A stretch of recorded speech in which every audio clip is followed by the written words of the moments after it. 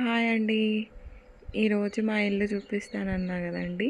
ఇది కర్నూలు అండి. కర్నూలులో ఇది మా అత్త వాళ్ళ ఇల్లు. సో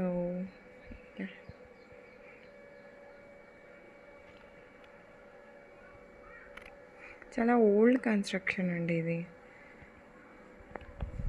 ఇక్కడ చూసారా గులాబీలు. ఇది నేను రీసెంట్గానే వేశానండి చెట్టు.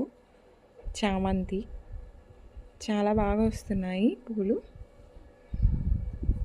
ఇంకా అక్కడ చూస్తే మీరు ఇక్కడ వామాకు ఉందండి.